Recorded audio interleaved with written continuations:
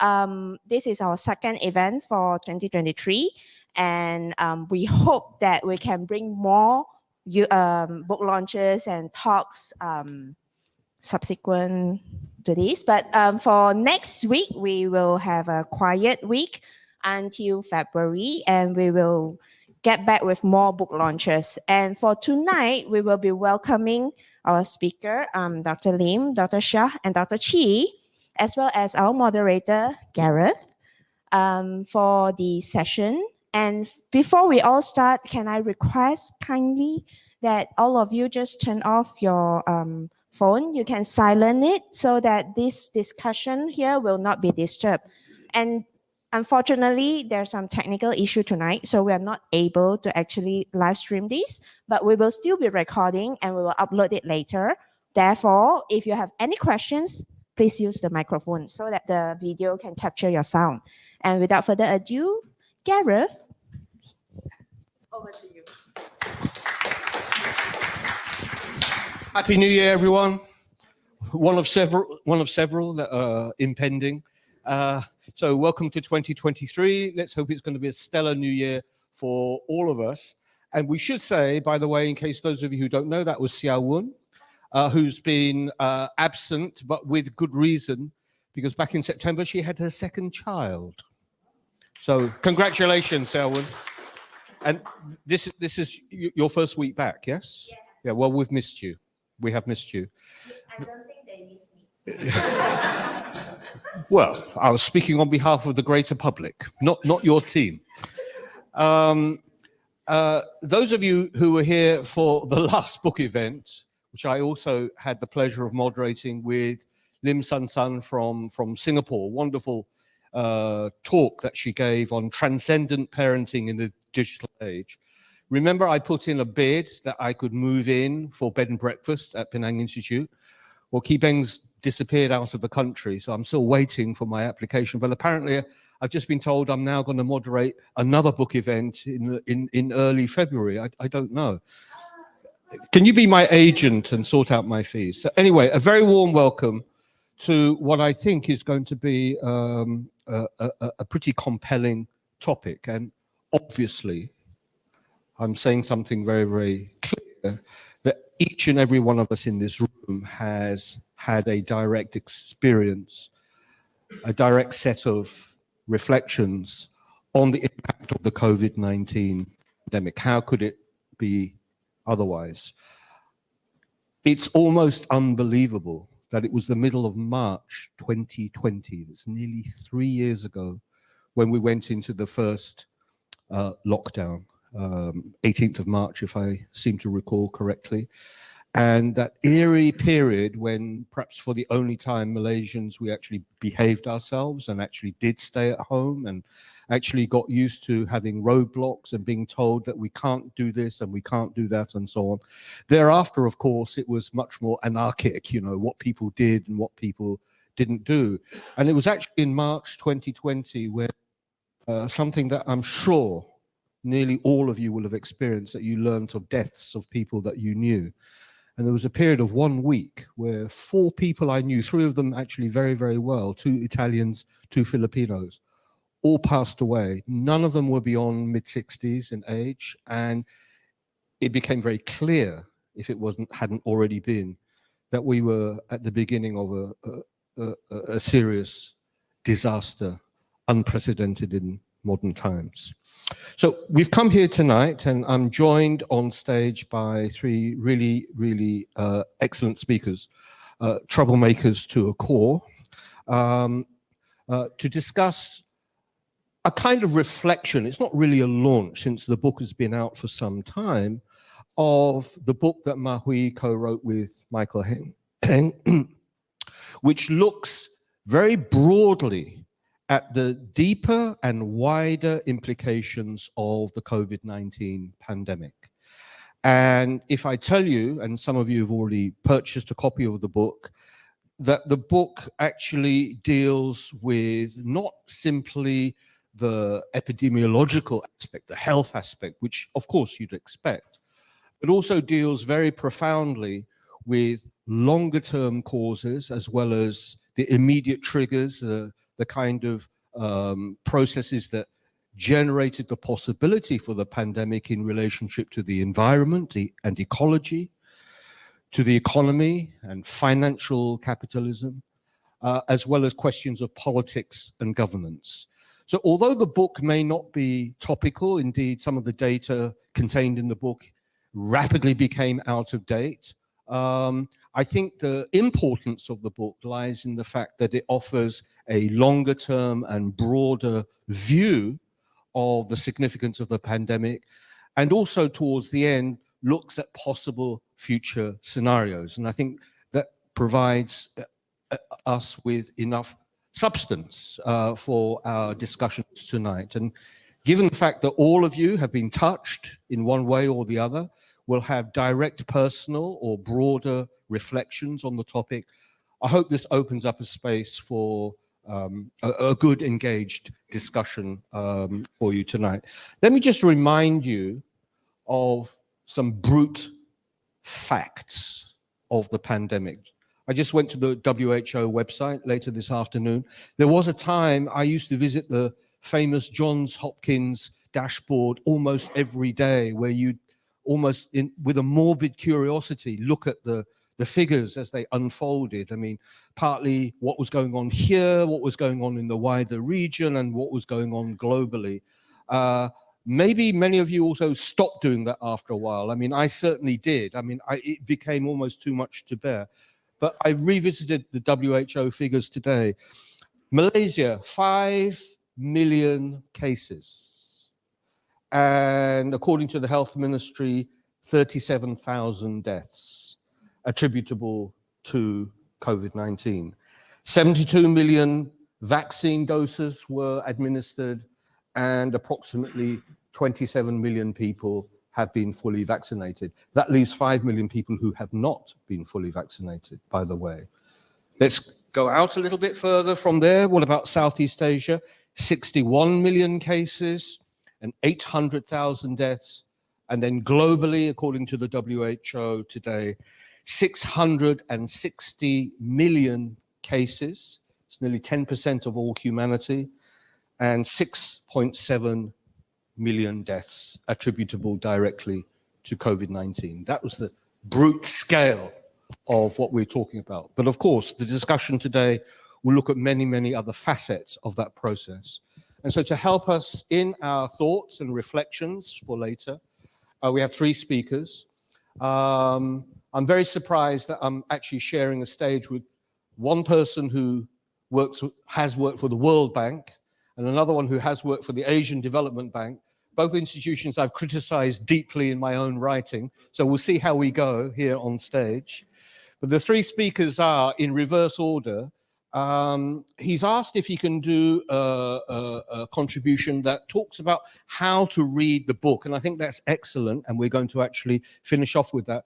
So Dr. Shah Faiz, he is the culprit who has done advisory work for the World Bank, talking about so-called sustainable development in all kinds of places around the world.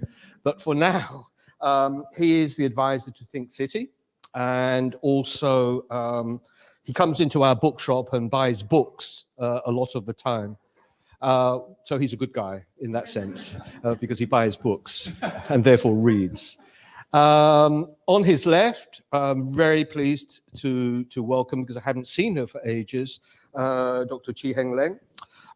Heng Leng, former academic, and really a specialist in issues of healthcare, local healthcare in particular. And not only a scholar, but also a civil society advocate and activist. So Heng Leng is going to look at, as you'd expect, the public health aspects of the pandemic and how they have resonated and so on. And then, of course, we're going to open with one of the co-authors of the book, Dr. Lim Ma Hui, a very well-known troublemaker in these parts, who's had a wonderful and varied career, both as an academic and as a freelance researcher, but also, sad to say, offered his services to the Asian Development Bank. But today he's taken a much more righteous path because he's the chair of the Third World Network, of course, one of the great NGOs that's long been based here in Penang. And he's also a considerable author. I read more than 10, 12 years ago his study of the impact of the the global financial crisis of 2008 and its implications. And some of that work filters into the current study. He also did a very, very important book 3 or 4 years ago on the importance of local democracy, as well as the current book. So with that, please give a very, very warm welcome to our first speaker, Dr. Lim Ma Hui. Good morning, ladies. Hey! You live in different countries. Good evening, ladies and gentlemen, friends. Welcome to Malaysia. Yeah. First, I wish to thank Penang Institute, Dr. Wee Beng, who is not here, but represented probably by Xiao Hun, for giving me the chance to make a presentation here, and all my three respected speakers. Dr. Shah, who flew all the way from Kuala Lumpur for this. Thank you very much for coming. Then Chi Heng Ling, my longtime friend, colleague, as well as a fellow activist. Thank you for going to say some words. And then last but not least, our famous Bon Vivant, who is here to entertain as well as to educate us. Okay. And I want to thank each and every one of you who made the time to come here. But especially I want to mention our dear friend, Dr. Deforestation, who is 98. He drove here. I offered to pick him up, but he says to drive here by himself. And just incredible that at this age, he is still so engaged. Thank you. Okay. All right. That way. How do I do it? Okay. Okay. Yes. My friends and I thought about writing this book when the thing started. And, excuse me, since I wrote an article in 2020, March, about the multiple crises, but it was just a 2-pager. Okay, that gave me the idea of writing this book. And it's going to cover not just pandemic crisis, but financial crisis, economic crisis, political crisis, environmental crisis. So I'm not a polymath. I'm not that bright. So basically, I reached out to a few friends to take a couple of chapters who are specialists. So actually, there are 3 authors, two co-authors, myself, the lead author. One wrote on the economic crisis, and the other one wrote on political crisis. And I took the other parts, financial crisis, the first and last chapter, as well as the health crisis. And I did get a lot of input from some of the people in the audience here, whose names I've mentioned and acknowledged in the book. Right?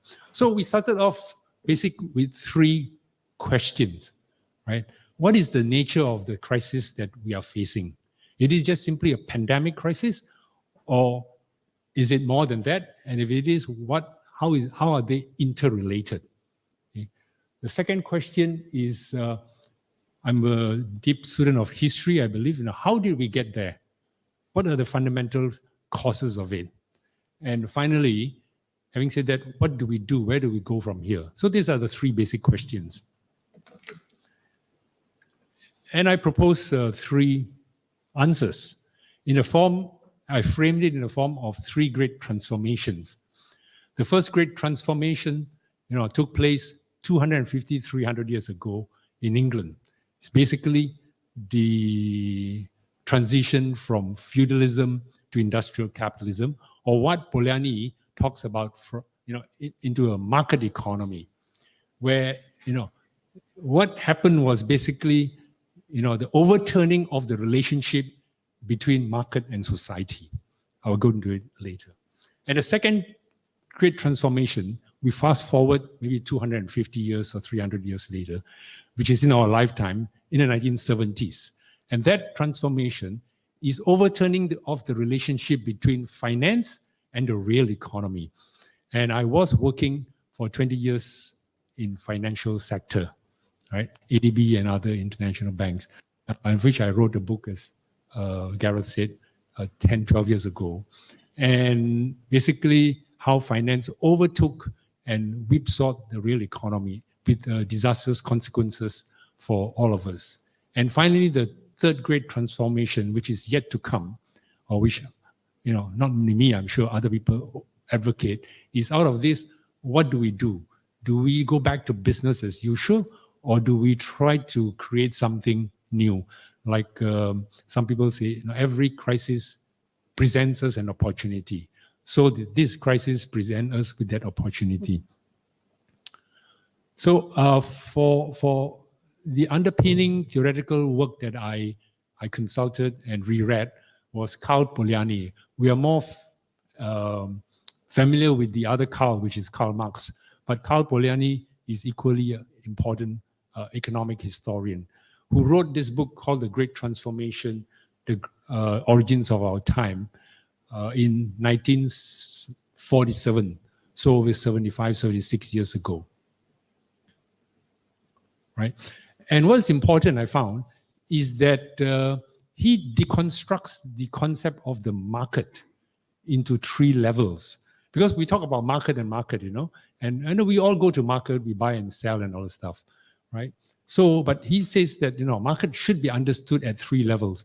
First level is market as an economic tool or a social institution, which is basically a mechanism for organizing the exchange of goods and services, of which we all do that. We go to the market, night market and all that, we buy and sell and all that stuff.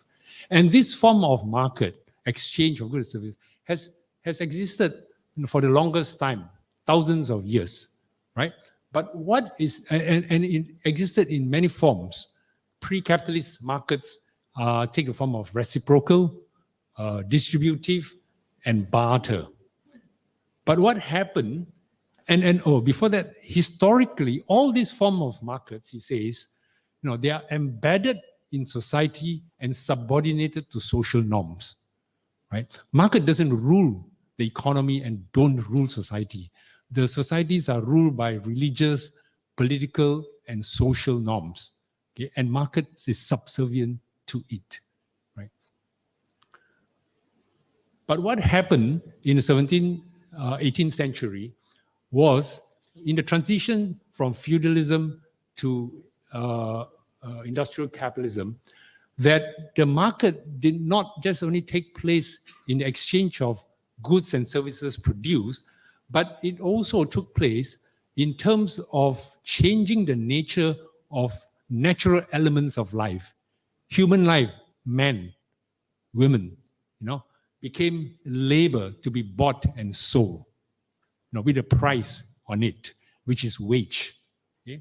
And trees, which are natural elements of life, became timber to be cut, and put in the market. And we know what disastrous consequences they have on the environment. For example, if you go to, I visit my son in California, and one of the things I like to do is to go to the forest. And there you have those trees, some of them are thousands of years old. And it took the white men 50 years to completely almost wipe out the red trees. Whereas the native Indians never, cut down those trees in a rapacious way. So because they don't look at the trees as timber to be bought and sold. And finally, land, which is inherent and dear to peasants, the peasantry and all that, has never been bought and sold, but it has become privatized and bought and sold. So when the marketization and commoditization of natural elements of life take place, and it seeps to the whole economy, that is what we call the second level. The market as a specific institution now becomes the market economy, where what is important is the economic system controlled, regulated, and directed by markets and markets alone.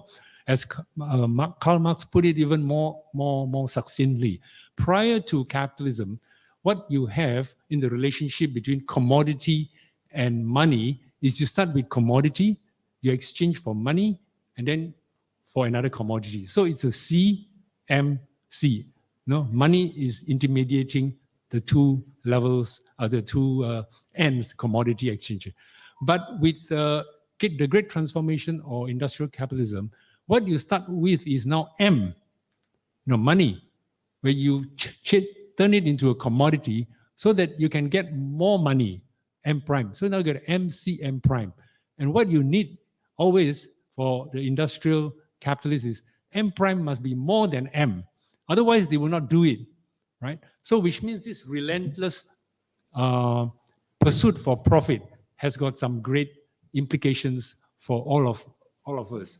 So this is just a demonstration of the first great transformation where the market instead of serving the economy, right? Now the market is controlling the economy. Again, the third level of the market is market society, where now the principles of market seeps into every form of life, not just the economy, into personal relationships, education, health, culture, politics, and religion. And I'll give you just an example where non-for-profit institutions, when they become marketized, has got incredibly bad consequences, like the prison system. The prison system is meant to not so much only punish, but to rehabilitate people so that they can get back to normal life. But once you have a prison system which is for profit, market-oriented, then the logic is to have as many prisoners in there as possible and to stay as long as possible. That is what is meant by marketization of aspect of society. And some of you are doctors here, you know that the marketization of the healthcare system has got bad consequences for us. So Polanyi 70 years ago already predicted that if logic of market is allowed to continue unfettered and unregulated, it would lead to a destruction of men, women, environment, and of the economy. That he predicted 75 years ago. Human beings would perish from the effects of social exposure, would die as victims of acute social dislocation through vice, perversion, crime, and starvation. Nature would be reduced to its elements, neighborhoods and landscape defiled, rivers polluted, and today we know air is also polluted. Finally, the market of administration of purchasing power would periodically liquidate business enterprise. So this is the unfettered consequences of market logic. What I did was basically to apply Polanyi's framework to understand the environmental crisis, health crisis, financial, economic, and political crisis. Okay? This, we know, essentially, on the left part, you see the carbon emission, which for 800 over 1,000 years was basically below 200 ppm. And then only in the last maybe 100 years, it's gone to more than 300, and today is around 400. And the world temperature has actually risen, and we all know about that, right? So what happened?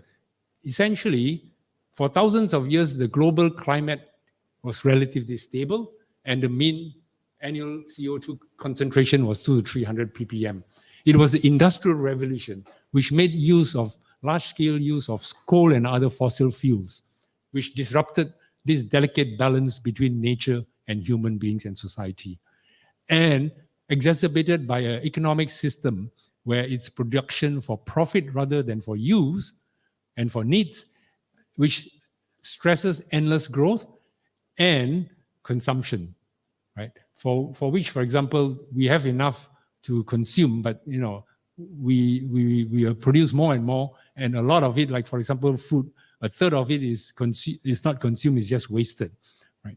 And it's interesting to note that 100 largest corporations in the world account for 70% of the global gas emission, which is quite clear that if we want to do something about this, we got to regulate, this top 100 companies. All of us, yes, we can do our little bit by recycling, do this and that. But if we leave the big elephant in the room, running wild, we won't be reaching our goal. And this is the health crisis. Basically, the pandemics that we are familiar with, the Spanish flu, Asian flu, Hong Kong flu, avian flu, swine flu, and then the coronavirus, and other viruses like Ebola, Nipah, and HIV. I'll go faster because the pandemics, right, is basically a result of human activities, abusive land use, and industrial farming. The forest is home to about 1.7 million types of viruses, of which 1/3 of the new diseases or emerging diseases is due to changes in the land use, vast deforestation, mining, and all that. That reduces the space between humans and animals. And when that space is reduced and more interaction, the chances of zoonoses happening would increase, right? And frequency of zoonoses have risen from less than 1,000 in 1980 to more than 3,000 by 2010, and I'm sure it's much more now. The other big influence for pandemic is actually the industrial farming. The large-scale farming, livestock production of pigs, cattle, sheep, and all this, right? And this is based on the book by Wallace, Big Farm, Big Flu, where when you have industrial livestock farming, and where animals are forced to live in very densely packed conditions and they are genetically modified, then they are very vulnerable to picking up viruses and transmitting it to them. And we know about this, right? We have the swine flu, we have the avian flu, and we have the Nipah virus, which originated in Malaysia. And, this will not be our last pandemic, because if we continue to do this type of activities, we will be bombarded with more of this. The second great transformation is basically, as I said, the overturning of the relationship between finance and the real economy, where now finance has become the master.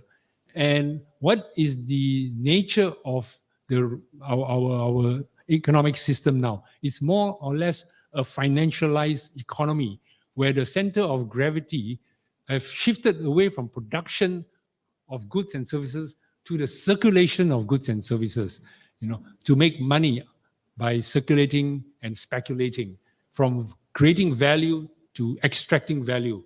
Finance does that.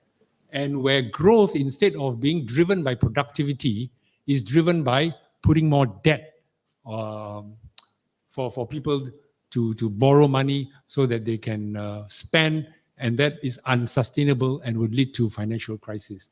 And we know that it's more speculative than long-term investments. And there are a lot of dubious or fictitious financial products that have been churned out in the financial sector. And I know that because I worked in it in that sector for 20 years. And Warren Buffett, one of the big investor in the world, said that these financial innovations are what he calls financial weapons of mass destruction. And these 4 decades of financialization laid the framework or groundwork for the great financial crisis. It started off in the 1970s, the financialization process started in the 1970s, and it took about 40 years before it broke out as the great financial crisis. And this chart shows quite well where on the left-hand side, it looks like a skyline of New York, but it's not. What essentially is that those tall columns showing the degree of frequency of financial crisis. Before 1930s, the Great Depression, when there was no regulation of finance and the market was allowed to run wild, you had a lot of financial crisis.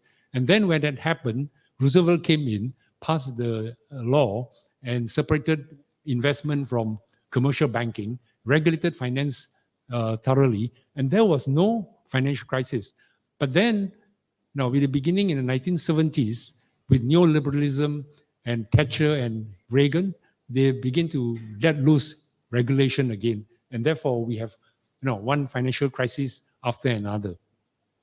And central banks are supposed to be the bastion and institution to bring about financial stability. But actually, a lot of their policies, while giving short-term palliative answers to the problems, actually causing more contradictions and problems for the down the road. For example, the loose monetary policy, which is quantitative easing, which I'm sure most of you are quite familiar with, pumping in a lot of money so that the banks can go and lend to people, but then the banks don't lend to people. They use their money to lend mainly to corporations and all that, who use it to speculate, and that's what pushed up the stock market so high, right? So that after 2008, which is the great financial crisis, there was more debt instead of less debt.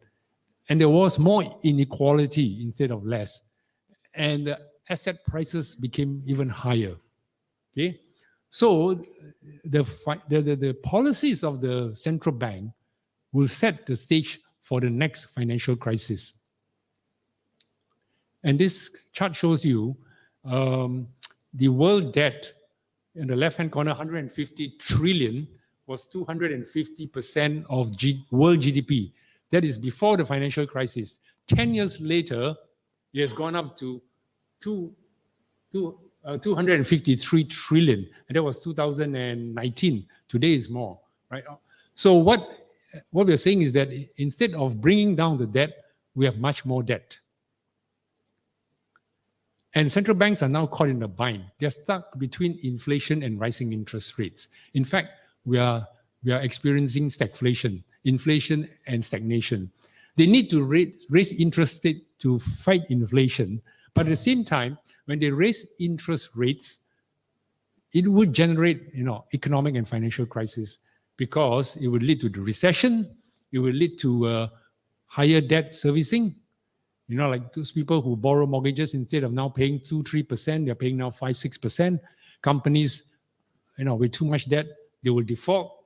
Okay, and plus there are 16 trillions of negative interest rate bonds sitting there, which will be badly affected. Negative interest rates here means, you have this Alice in Wonderland situation where you pay the bank to put deposits. Normally the bank will pay you interest to pay deposits, but in this case it's the reverse. I don't have time to go through all this, but so the political crisis, Polanyi gave a very interesting explanation of rise of fascism in the Second World War. It's basically, in capitalism, you have two fundamental forces working. On the one hand, you have what we call the force of marketization, which we talk about. Everything is to reduce to market forces, to make as much money as possible.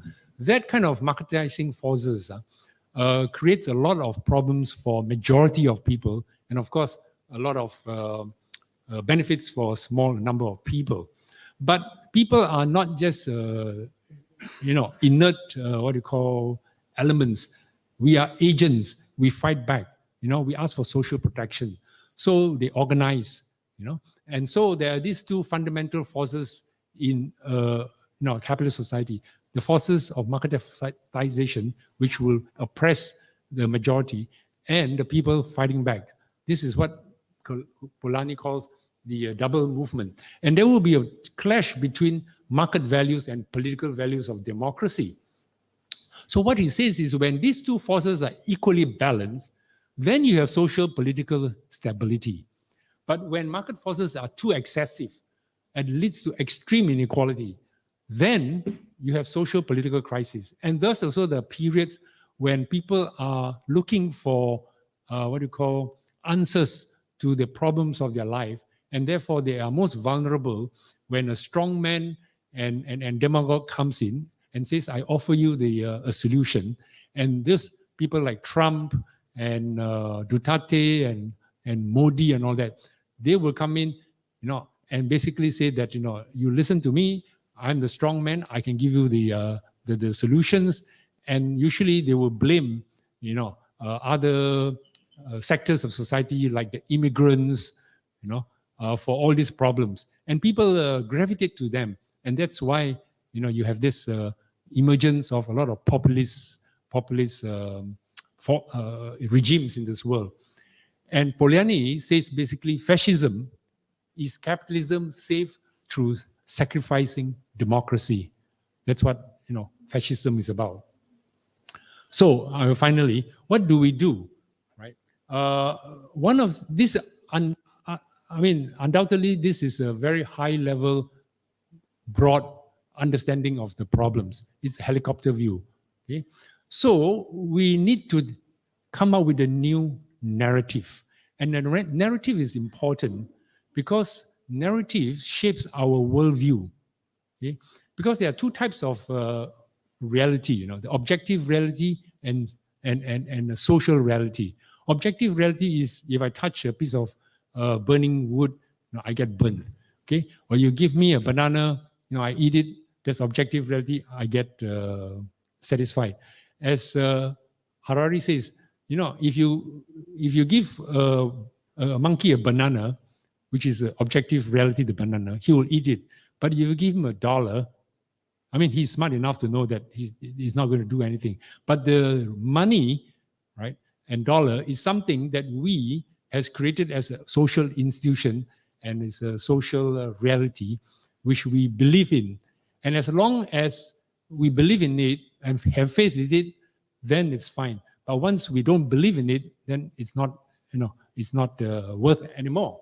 So narrative not only shapes our perception, it organizes our worldview, it influences decision and actions. And narratives, for example, the shareholders' value, which is a dominant value today, that the only reason for companies to exist is for the benefit of the shareholders.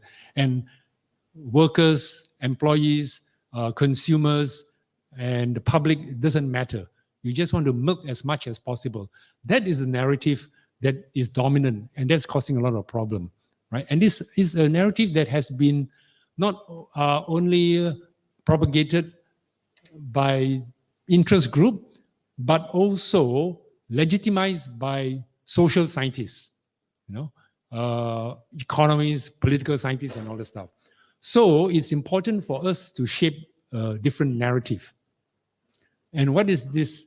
What we need is a third great transformation, where instead of profit being the apex and determining people and planet, what we say is we should overturn this triangle, that people and planet should be put in place on top of profit.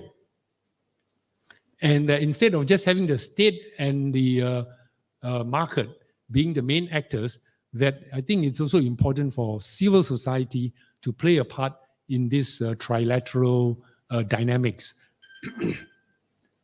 Okay, finally, that the present narrative is one where you have the market economy, which I talked about, and we have an alternative narrative to move towards from a market to a social economy, and one where instead of maximizing growth, you talk about sustainable growth, or in some countries, we should talk about degrowth.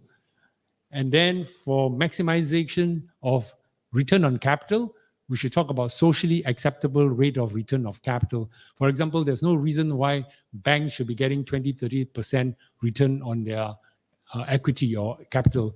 It could have social banks which have 4 or 5% return on capital and will not be so much destructive. Instead of large profit-oriented banks, we should encourage social banks, community banks, development banks.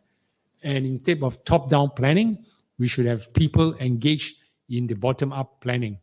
With that, thank you very much for your attention. Thank you very much, Mahui. So you get a sense from what he said about the kind of broad scope in which he situates the details of the pandemic. And it wouldn't have passed your attention that he didn't actually talk very much about the COVID pandemic per se, but we do have somebody who's going to precisely do that. So please welcome Chi Heng Ling. Should I stand? Thanks very much, Gareth.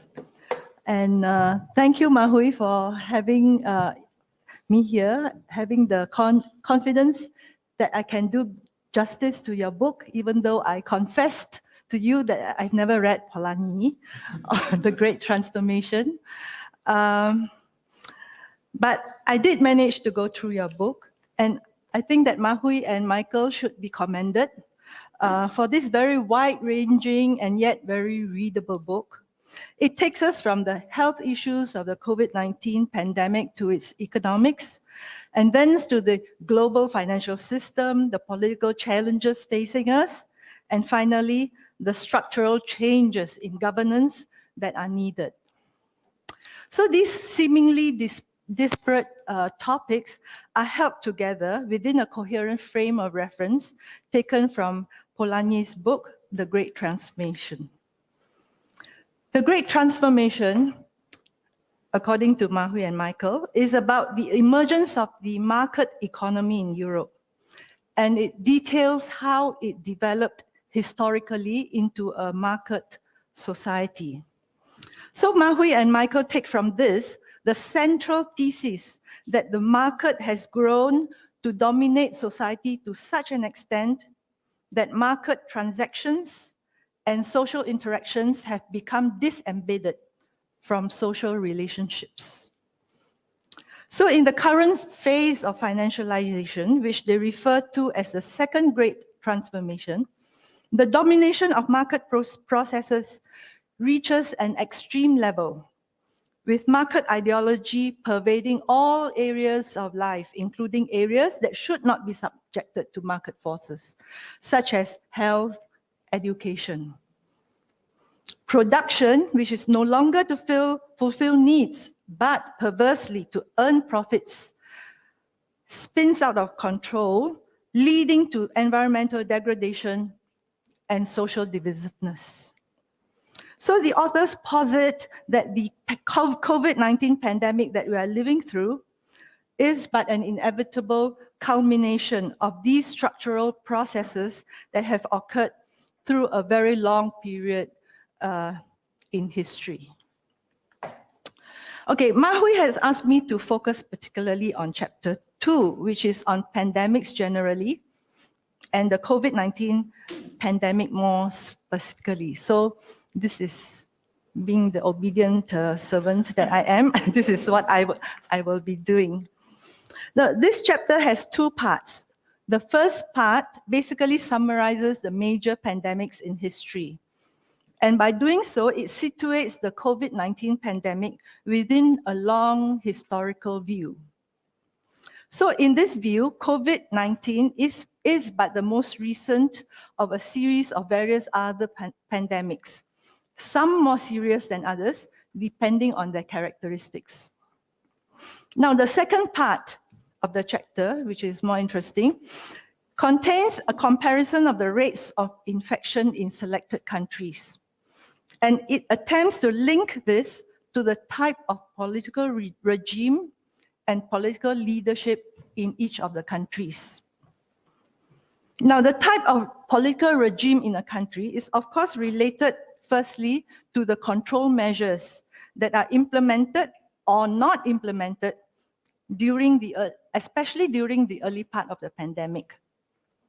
Second, it is also related to the level of community acquiescence to governmental actions and participation in the measures themselves.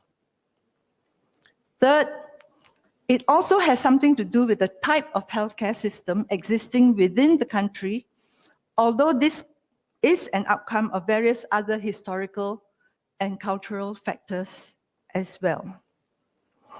Now, as the authors themselves admit, it is hazardous, to say the least, to attempt such an analysis while the pandemic was still unfolding, as it was while they were writing the book in early 2020. And at that time, and even now, many things about the virus are still not known. It is in this second part, therefore, of the chapter 2, that the reader may find more to question, if not to take issue with. With the clarity that hindsight offers, let me just raise a couple of issues.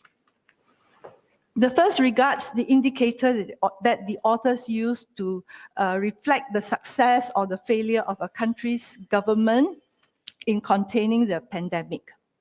So the authors focus on the rate of infection, the rate in which the infection is transmitted, rather than on the mortality rate or the death rate. Okay? And they argue that while the mortality rate is affected by multiple factors like, demographics, whether population is aging or not aging, and it's also affected by medical factors, okay, whether the country has a very good medical care or not. Now, they argue that the extent and rate of infection, that is the number of cases or the number of cases per million population, can more clearly show whether a country has been effective in containing the spread of the virus, especially during the early period of 2020 and 2021. Now, this of course raises the question of whether and how infection is detected. By which criteria is a case of COVID-19 defined, and whether it can actually be compared across different countries. Particularly in the early period of 2020, when there was a lack of testing available. And this lack of tests was more acute in some countries compared to others. And furthermore, even when tests were available, and even now, sometimes they could show different results in the same patient, depending on when the tests are performed or how they are performed. Also, in the early period, there were a range of clinical signs and symptoms that were reported to be indicative of COVID infection. And it became apparent quite early on that COVID-19 could be transmitted by infected persons, even if they do not show any symptoms, or before they show any symptoms. And in fact, it is now shown that many of the asymptomatic transmission are actually pre-symptomatic transmission. And pre-symptomatic transmission can be as high as 60%. So due to this uncertainty, some countries only enumerate cases where testing results are positive. Other countries, such as France, for example, relied primarily on signs and symptoms, clinical signs and symptoms, rather than on testing. And then yet other countries, such as Spain, used a combination of testing and clinical symptoms to define a COVID case. So such differences existed already, even among the countries in Europe at that time. And these are countries that would otherwise be more comparable. Now, in countries with poor healthcare services and registration systems, the issue is not with the differences in definitions, but in detection or recognition. The number of cases, and in some instances, even the number of COVID-19 deaths are easily underreported and under-enumerated. It is with this consideration that the consensus came about that the most reliable indicator for comparisons across countries is excess deaths. Excess deaths is the number or rate of deaths from all causes in a particular country within a certain period of time compared with the corresponding period in the year before the pandemic. So what extra deaths happened, how many extra deaths happened when the pandemic came about? While mortality rates, as the authors rightly argued, are subject to too many different factors, such as demographics, healthcare, population susceptibility, for country comparisons to be meaningful, excess mortality holds many of these factors constant because the amount of deaths during the pandemic is compared to the period before the pandemic within the same country. I therefore wonder if excess deaths has been used as the comparator indicator instead of infection rates. Would the authors still have arrived at similar results? Excuse me. Just get some water.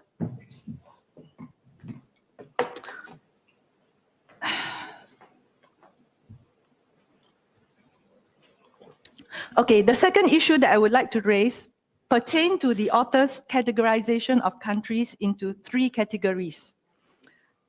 Category 1, countries that fared poorly. Category 2, countries that fared better, the moderate category. And category 3, countries that fared well, which is the good category. So I'm generally sympathetic to the author's conclusions that countries that did better in containing the pandemic were those that had stronger healthcare systems and had implemented evidence-based measures. Although one could debate what exactly these measures were, as well as countries where governments were able to solicit public compliance with these measures. So I'm basically sympathetic. Nevertheless, now that time has passed, it seems to me that the experience of some of these countries show that the situation is actually more complex than that. So I just give one example here. Sweden is a very interesting case. Although its COVID responses were initially considered disastrous, opinions are now more varied. Unlike other European countries, Sweden never used lockdowns to handle the pandemic at any point. Although placed in the category of countries that fared poorly, Sweden is a social democratic country, and the level of trust between government and public is considered to be high. In fact, it was precisely the belief that the public will voluntarily comply with governmental guidelines. It was this belief that contributed to the minimal use of mandatory measures. Yet, it is also not true that governmental measures were entirely voluntary. As early as March 2020, restrictions were put in place for restaurants, nightclubs, and bars. And in early January 2021, following large numbers of deaths in nursing homes, which they now admit was due to mistakes on their part, the government did ban visits to elderly care facilities. Now, after 3 years, Sweden certainly fared worse when compared to the other 3 Scandinavian countries, Norway, Denmark, and Finland.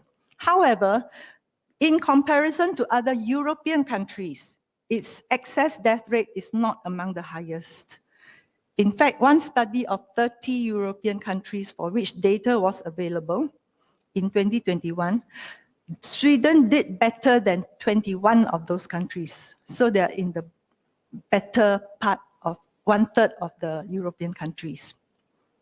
There is therefore an alternate perspective or an alternative narrative, okay, that exonerates the Swedish authorities from, quote unquote, conducting an experiment with people's lives. This perspective points out that Sweden, in fact, had a pre-pandemic plan, and it was following this plan despite the rest of the world going into lockdown mode. In one comparison study with Norway, it was pointed out that while Sweden may have fared worse in terms of death rates compared to Norway, it has nevertheless avoided negative impacts in terms of learning deficits and mental health issues, particularly among its school-going children. So this gives food for thought. Now, currently, China is emerging as another interesting case. Having done well in controlling the spread of COVID in the last 3 years, it is now experiencing a surge. Whether this is because of or in spite of its political regime being authoritarian in character may perhaps be debated. It is alleged by WHO and Western press that the Chinese government is not being transparent and that very little data and information is being publicly released. Nevertheless, it does seem clear that part of the resurgence of the surge in infection may be due to a low rate of vaccination among the elderly population. And so this also raises the question of why, and why is it that China, which produced one of the leading vaccines in the world, achieved such a low rate of vaccination. But there's also indication that the type of vaccine that China produces and uses is less effective than the mRNA vaccines. Now, this phenomenon of the surge of cases in China now is interesting, not only within China, but also interesting in the sense of observing the reactions of the world, the rest of the world, to China.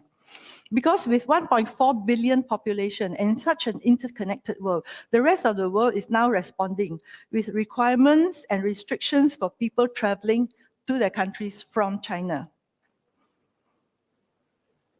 Now, this is interesting because travel restrictions actually will not result in any decrease in cases in countries like the UK and US. So it's actually not really going to be effective in lowering their cases because US and UK COVID is already endemic. Okay, and it will help in the sense of in identifying new variants, but actually this can be monitored. New variants can be monitored by less pervasive testing requirements such as random sampling of inbound travelers and airplane wastewater testing. So, in fact, it points to the fact that the country's responses to China has a political dimension, which is understated in the media. Indeed, with the Omicron variant, very few countries will now succeed with a zero COVID strategy. Furthermore, the effects of long COVID are only now receiving more attention and analysis. Going forward, it will be the test of healthcare services in the long haul of whether they are able to manage these long-term effects of COVID among their populations. Finally, since this is such an overarching book, let me end with an overarching question. The authors contend that the world has to undergo a third great transformation in order to address the risks that we now face in terms of pandemics, climate change, and financialization. I think just now, Mahui talked about narratives and changing the narratives. But in the book, and he did not mention it in his presentation, was something about global governance. And I think this would be an interesting question. How would a first step in this direction look like in terms of global governance?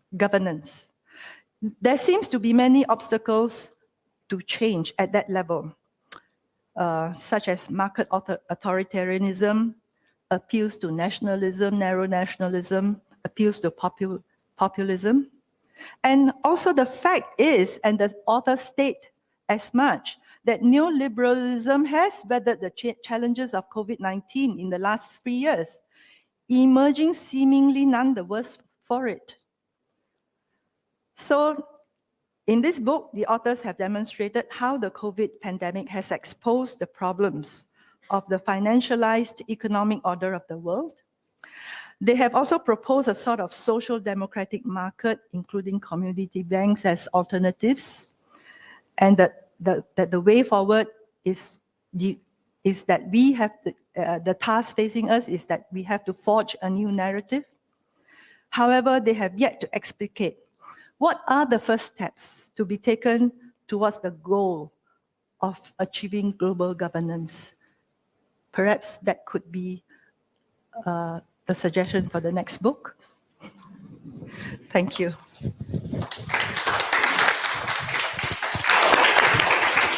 Thank you very, very much, Heng Meng.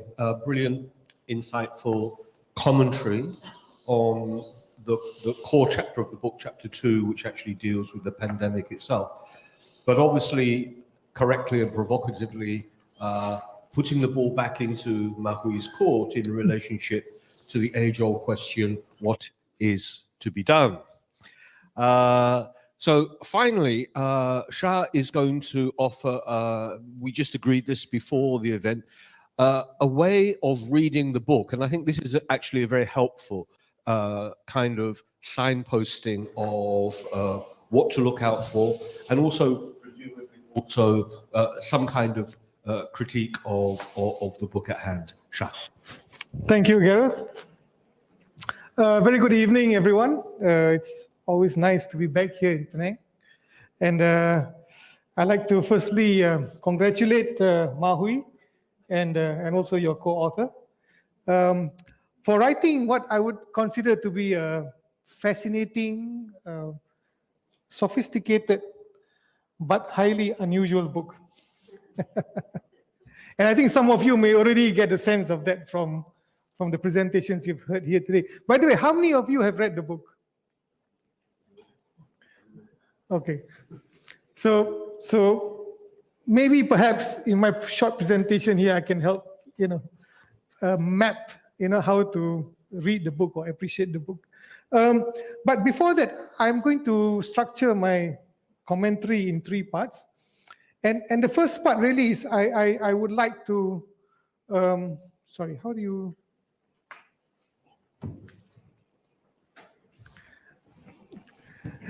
Really, I think it's important to recall the tragedy of this highly unprecedented event, and I think Gareth, you spoke a bit about it earlier just now. Many of us lost loved ones, and many of us, never had the opportunity to even grieve, properly, In fact, it'll be interesting to see how many of you here in the room today actually lost a friend or a family member, somebody you knew. Can I see? Yeah, probably a majority of people in this room. This will show you the significance of this event. And really, I think I wouldn't be wrong to say for all of us, we've never ever experienced something as traumatic as this before, unless there's someone here who had lived through the Second World War, Now, I personally, am a victim, not of the Second World War, but am a victim of the global coordinated response, to this event, because earlier last year, while I was doing some work in Abidjan in West Africa, my brother had a heart attack and he was hospitalized, and I tried to rush back, I immediately got a flight ticket. I was planning to board the plane and come back on time to be able to see him. But what happened was, I had to do a PCR test, right? And to do a PCR test, it takes 24 hours before you get your results, And of course, that then, blew my chance of being able to come back to see him for the last time, and even to give him, an honorable funeral. And so I personally was affected by this. And I'm sharing this with you because I think it's important when we're talking about a subject like this that can be a bit abstract when we're talking about government policies and the way our central banks are responding and so on. We need to ground ourselves also to how it affects us at a very personal level, And I'd like to also to share with you, another little example, And this has to do with the fact that the COVID pandemic, as we all saw, is not just simply a health crisis. It also very quickly became an economic crisis. And the impact of this crisis was felt unevenly. And we know that, and some of you may recall, we had incidents like the white flag, where the poorest of the poor, the urban poor especially, were disproportionately impacted by this. In fact, in Think City, we did an analysis, and we found that in Klang Valley, the EMCO areas, I think about 60% of them were happening in areas where you had public housing communities, and that's where you have concentrations of your urban poor, your B40. So I'd like to share a story here with you because we participated in a program to volunteer to help, these people who were in distress. And as you may recall, there were a lot of aid programs where people came and organized and provided, food, coffee, cooking oil, and so on. And very often it was politicians who took the lead in doing this. So we joined such an event. We volunteered. And what was interesting was after the event, I actually went up to meet the beneficiaries. I spoke to this lady, Makcik Rosa, and I asked her, so did you get the bantuan, that was provided? And she said, yes, I did. So, are you satisfied? Are you happy? Does it meet your requirements? And she said, yes, I'm so grateful for it. But 2 weeks ago, I got the same thing from a different politician, And honestly, I have too much rice and too much cooking oil. What I really need, I need needles because I'm a chronic diabetic. I need to inject my insulin every day.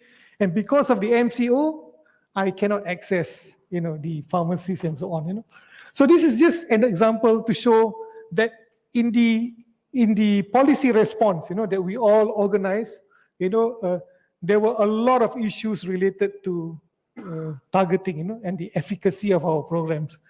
And so it's important to bear in mind that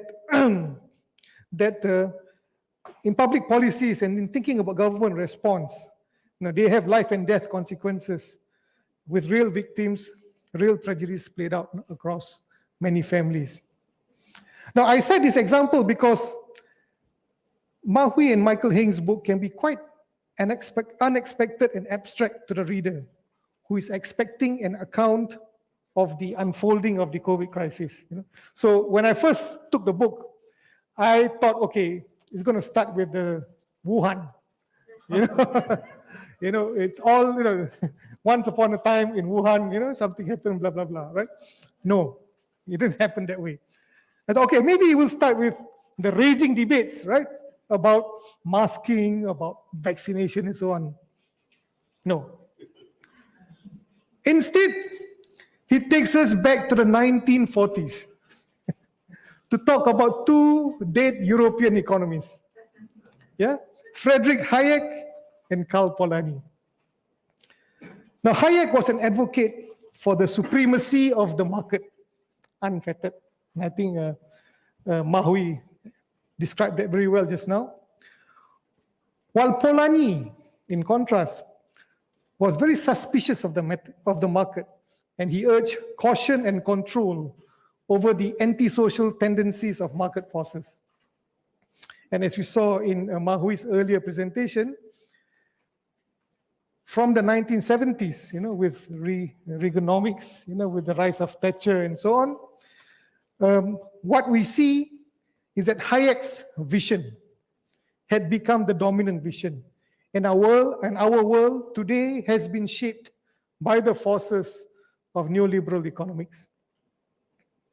So against this framework, against this macro framework, Mahui and Michael take us on a dizzying roller coaster ride across 6 chapters on a diverse range of issues that involves the history of pandemics and the mechanics of public health response, and we heard about that just now, the relative performance of government policy interventions, lessons drawn from the 2008 global financial crisis, and observations about public policy tools, especially the fiscal response, monetary activities, and also social actions deployed by governments to stem the raging fires of COVID-19. The authors also offer some thoughts on the different outcomes in different countries and suggest that there may be lessons to be learned from Asian communitarian values compared to the individualism of Western societies, from the negative impact of populist leaders like Trump or Bolsonaro on pandemic management, and from countries with dominant private healthcare as opposed to universal healthcare. Now, this is a lot of topics to cover in a relatively slim volume. Yeah? And the book has even been described by some reviewers as being ambitious. However, the slick writing style of the authors and the ability to pick out and animate the interesting facets of public finance actually makes this book highly readable. You know? And here you see the writer's experience as a development practitioner actually making the difference. And I'm talking about Mahui here. You know? So I take this book, I buy a cup of coffee, I sit down, and I immediately get into it. You know? But as I get further and further into it, I'm also having difficulty digesting it, you know, because so many things happening, you know. So in that sense, it's a very fascinating book to read, you know. So I would suggest that the best way to appreciate the book, and I say it is a good book, is to look at it like an abstract painting on a large canvas. Yeah? And a good example of this is Picasso's Guernica. In this large canvas that you see here, one can see and one can get drawn in by the different things that are happening. Yeah? There is the disemboweled horse, and the light bulb. There's the bull with human eyes, the woman in distress carrying a dead child, the dove, and the man dismembered yet still holding the sword. There's so many different stories happening. All these different figures are symbols that tell individual stories. And yet, seen as a whole, it is a devastating critique of war. Picasso had painted this masterpiece in response to the horrific aerial bombing of innocent civilians in the village of Guernica during the Spanish Civil War. In similar fashion, Mahui and Michael Heng have mapped out the multiple issues of the COVID pandemic to offer a powerful critique of the underlying cause of such a crisis, which is the runaway train of unfettered market forces transmuted today in the form of financialized capitalism. You know? So the moment I had this picture in my mind, then I was, aha, now I can locate myself in reading this book. Yeah. Now, the third part of my comment deals with the areas where you could say the book is wanting. You know? So it's a great book, but I think the book has greater potential. You know? Now, some may argue that the book, written while COVID-19 was still raging, is premature. Like offering an explanation about why and how a fire happened without waiting for the fire to be put out and the burned house examined.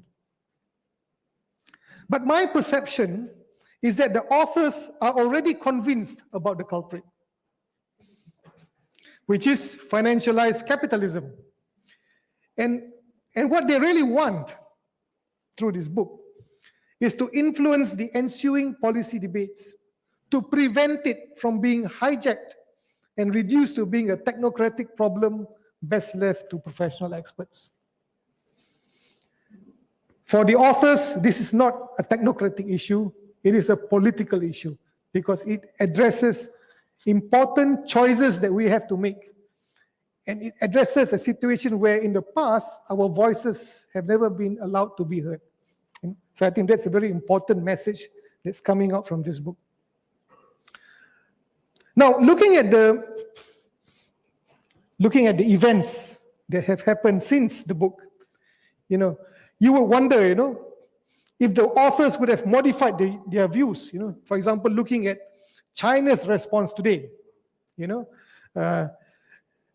wonder about some of the points you raise in your book about Asian values, whether, you may modify or you may be a bit more circumspect in the way you promote that, And also perhaps be a bit more critical about the role of scientists in the production of crises, right? Because the authors speak about,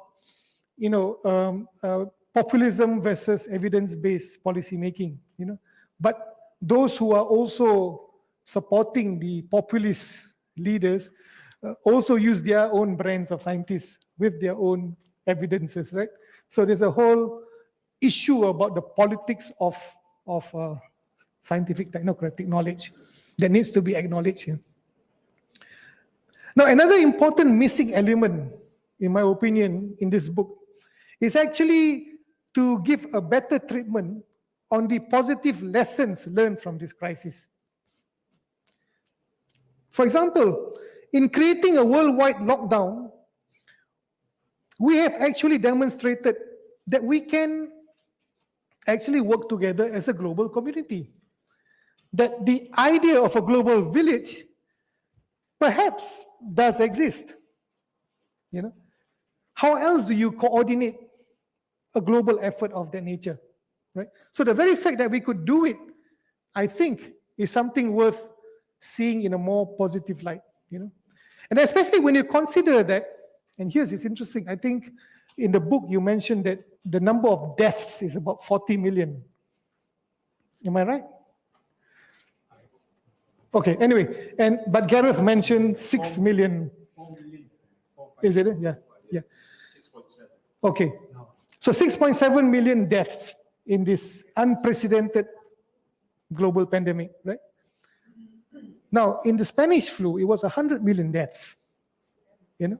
So the fact that we could actually have reduced to such a significant level the mortality of this global pandemic, I think is something worth pondering about and maybe even celebrating, because it is an example of success of us as a global community in dealing with this issue. Now, the other positive lesson is that, that Armageddon did not happen when we shut down the factories. So all those polluting factories where politicians say, no, you can't touch them because otherwise, hell, hell will break loose. But no, hell did not break loose. We have blue skies. So it shows again that we can actually do this. Thirdly, even free market fanatics acknowledge the critical role of the state in coordinating the economy. And I think perhaps we need to play this up much more, to show the contradictions in their own discourse.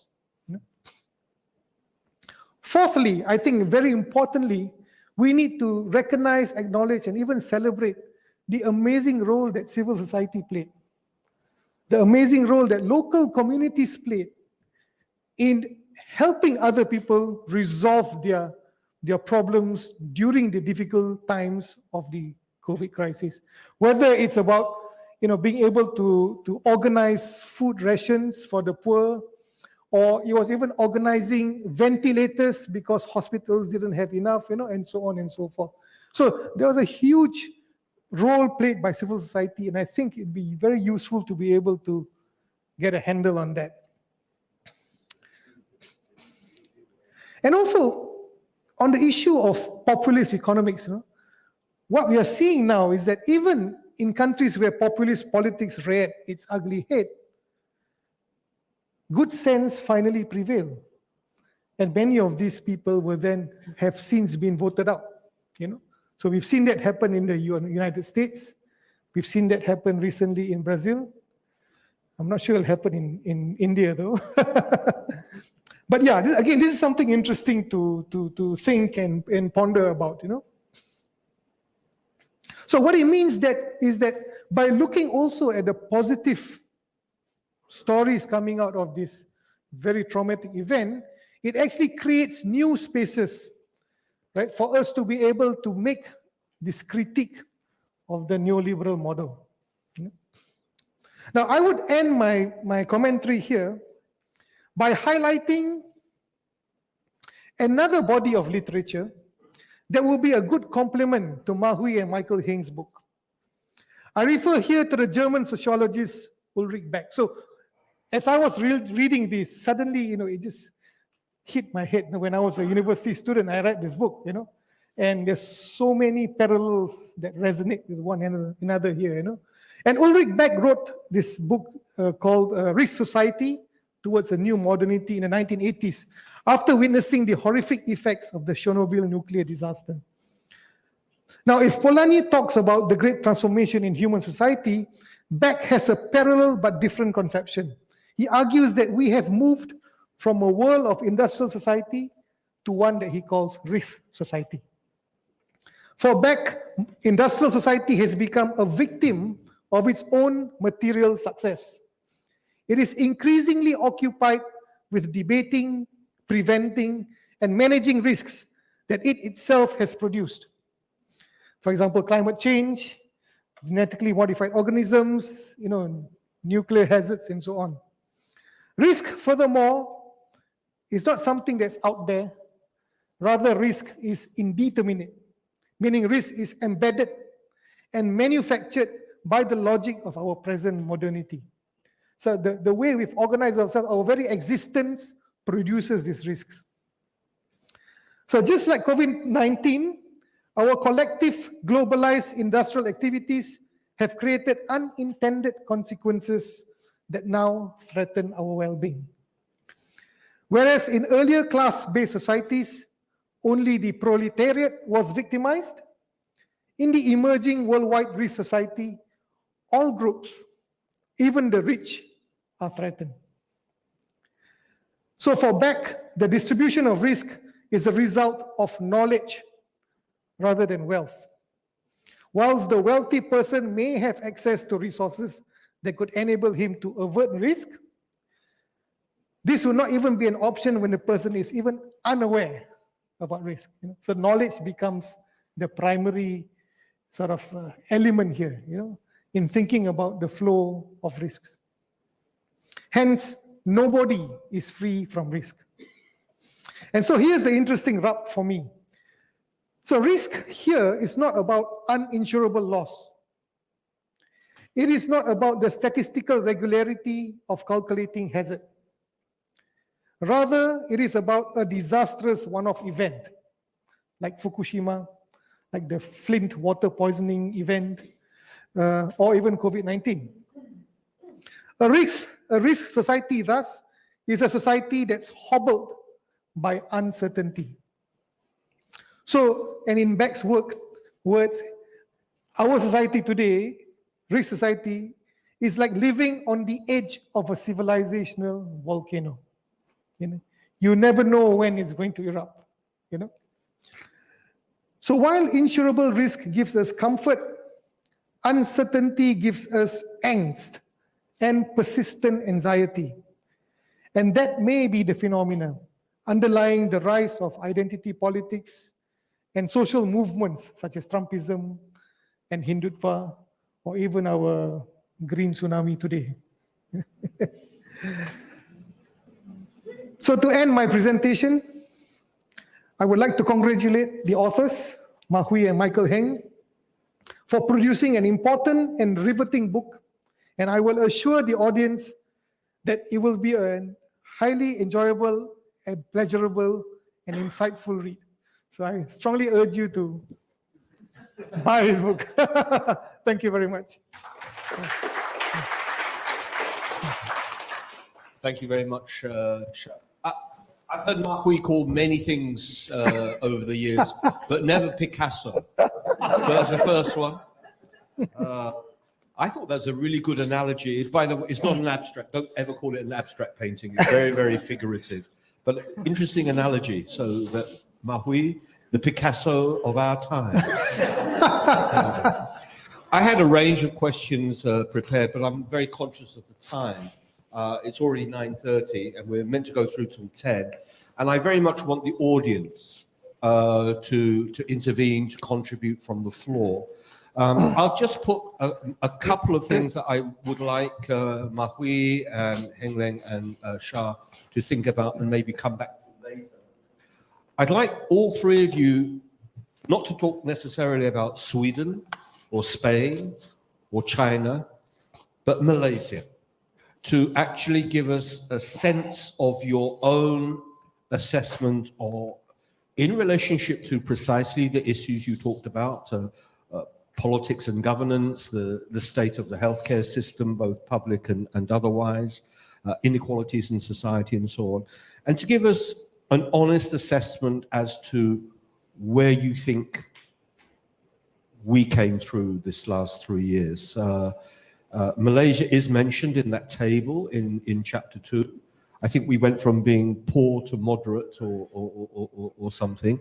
But there was a time, looking at those horrible statistics, when our excess death rate was actually one of the highest in the world and in the region. I'd like you to think about that.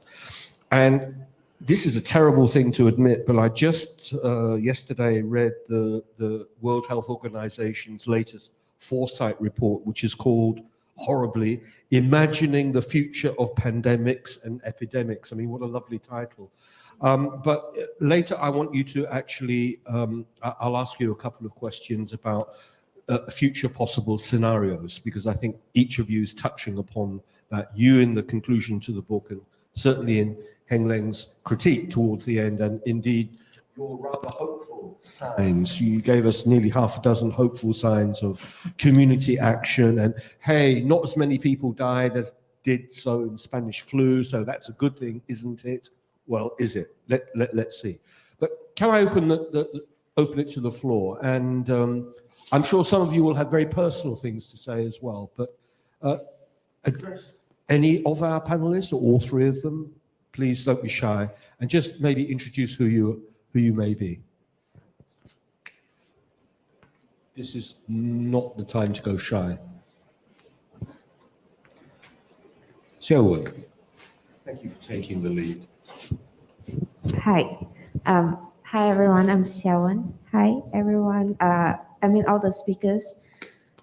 I actually have two very stupid questions that I need you to help me with it. First is, you're talking about this narrative economics and all. And one of the things that I understand here is that access and you have revenue, and that is good. And so you're talking about increasing productivity, and for factories, you need to have like speed versus yield, right? So you want the shortest time to produce the highest amount of stuff. And with that narrative that is set in everywhere, in the corporates, in the factory, in the office, everywhere, how do you reverse it? Because from what Dr. Lim mentioned earlier, we are doing things in excess. That's why we are harvesting the nature and the planet more than we should, in a way that it actually causes the pandemics and the viruses that gets closer to us. So with that precursor of the economics in play, and then the pandemic, how do you change such mindset? That's the first question. And then it goes to, which is like correlated to the second part of my question, is that a lot of time we wanted to change once again, the narrative of civil society's responsibility. Therefore, in US and some of the Western country, they actually focuses a lot on what do you call that? I suddenly forgot the term. Social enterprise. So you focus a lot more on the outcome for the society, for the planet, for an action, while you are doing your, say, charitable work. But in Malaysia, or at the very least in this part of the world, you are still very reliable on, say, donation. You want a patron, you want all these grants and stuff to actually support your work instead of moving it towards a more social enterprise format.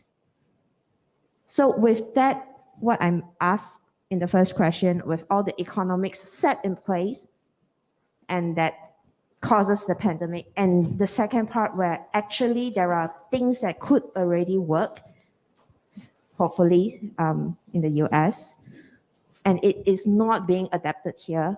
How do you change such narratives such easily?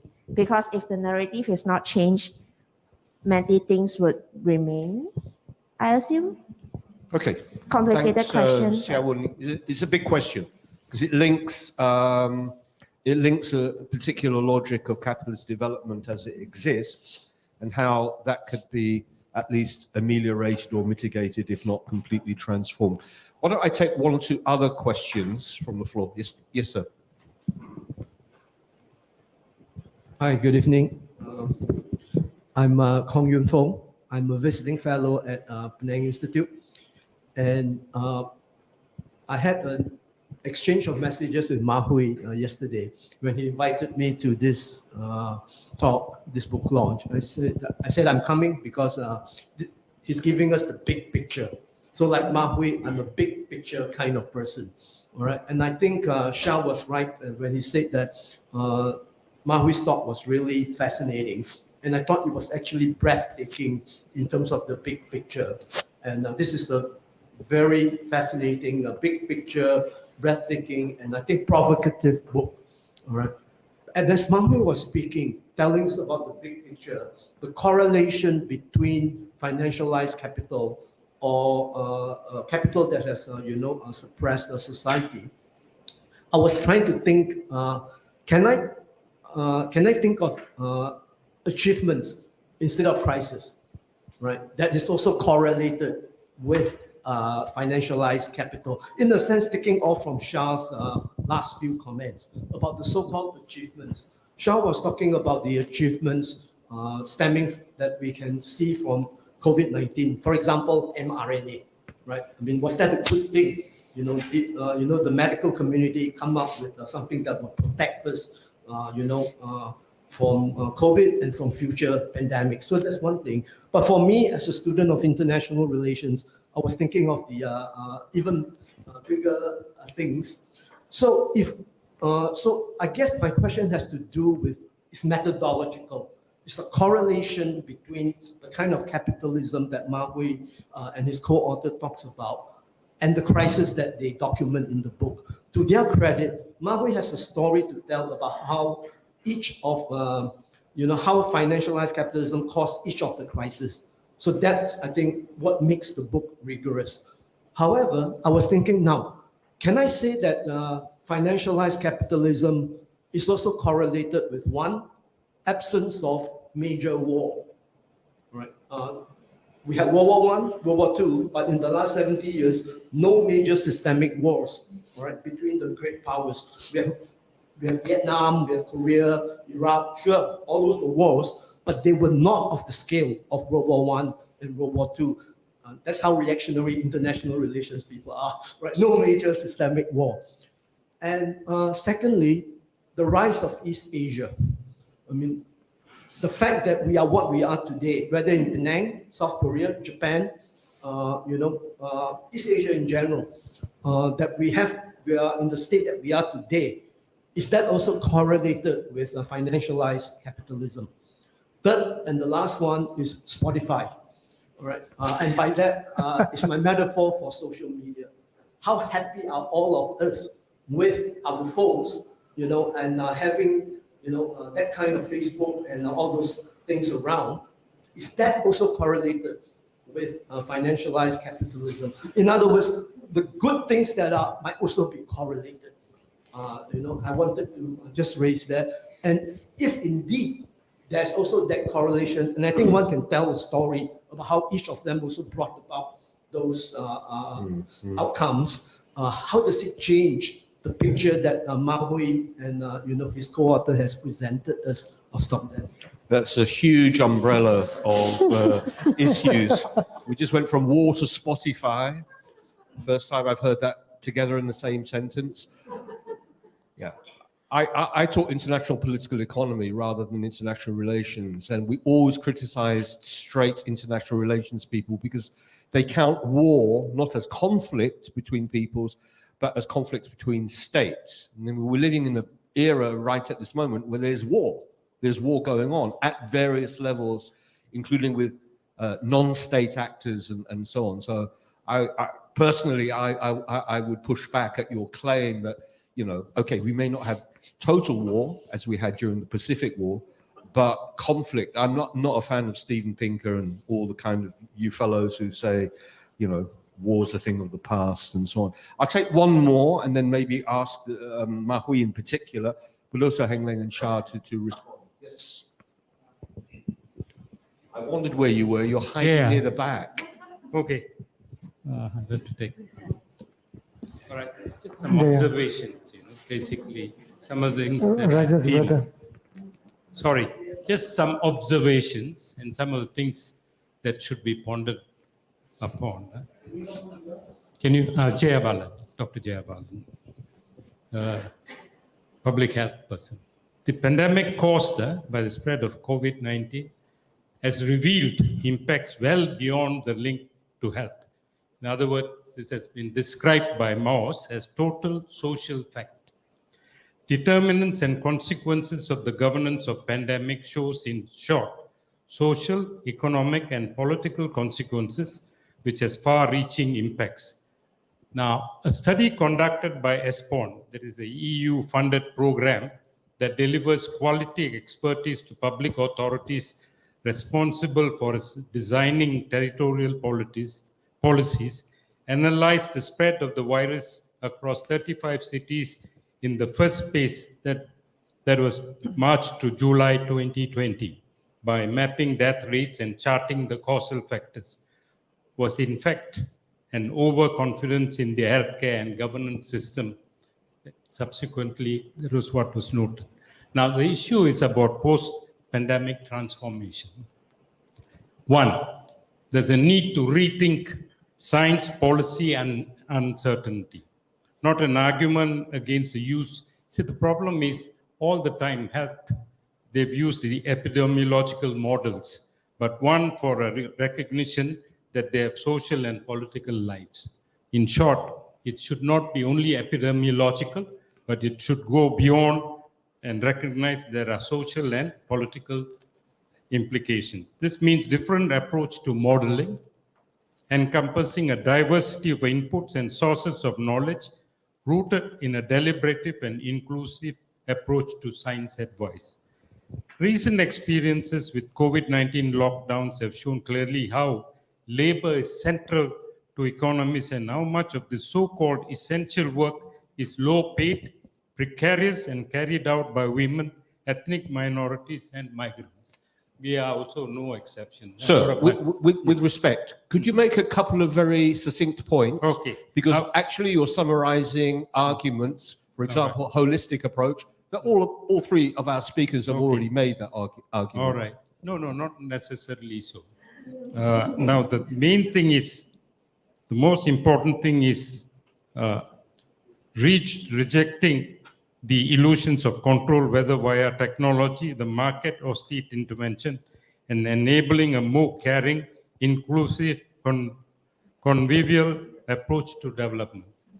This is the comments. Thank you very much. So a claim for a holistic approach, a multifaceted approach. Do you want to take each of those? Okay, so we go back to Xiao Wen, which was about a particular logic of capitalism and maybe how to push against it. Then we had the whole question of, especially the critique near the end, on whether financialisation actually has had some benefits as opposed to the kind of downsides which you've identified, and then maybe just a reflection on our last contributor. I guess that's the hazard of writing a book that is so wide-ranging that you can you can pick on anything. First of all, I must thank the well thought out I've had a few events and all this stuff, but I think these two commentators have really thought through and raised important questions which I don't have all the answers, right? As to whether I write another book, I probably won't. It's just too much. I know that it was quite long in terms of analyzing the problems and short on okay, what is the alternative? Social economy and all that is something that I'm thinking about. But if I had to go and spend another few months writing it, never finish the book. So I just basically put it out and I presume raises more maybe questions than answers, which is fine with me. So let me try to understand. You're talking about social enterprise and how to fund them. How to what? How to fund them. How to fund it? Because social enterprise today are being funded. It's very hard to. Yeah. Social enterprise today are being funded mostly by big corporations, right? And it is the big corporations that are causing, say, what you mentioned earlier, where there's a need for the change in narratives, right? So with this, I see it as a endless cycle of like that understanding of you need to have access. Then with the access money, I can do CSR, and with the CSR, I can fund social enterprises, and that thing just goes on the loop. Even if we in Penang, in Malaysia, we're not doing social enterprises, we have a lot of charitable organizations that are for the social benefit or the benefit of the people. They rely on big donation, big donation in order to sustain their good work. So with that, how do you actually change the whole narrative? Given that, you mentioned changing the narrative is very important, and that is possibly not so easily changed. I see that as a cycle. And when you mention about changing narrative, that's why I asked. Yeah, I've completely agree that we should promote more social enterprises. And I think there are quite a lot of young people who are doing it. And I presume they would have to access, to some extent, the financial institutions, and their friends and all that to do it. But I think there are some cases that are successful. Maybe Shah can talk more about it because he has done started some businesses and all this, right? And it is not easy. What I'm suggesting certainly is not something that can be done overnight. But I think at least we should start thinking as to why we are always reaching from one crisis after another. And my point is, it's related.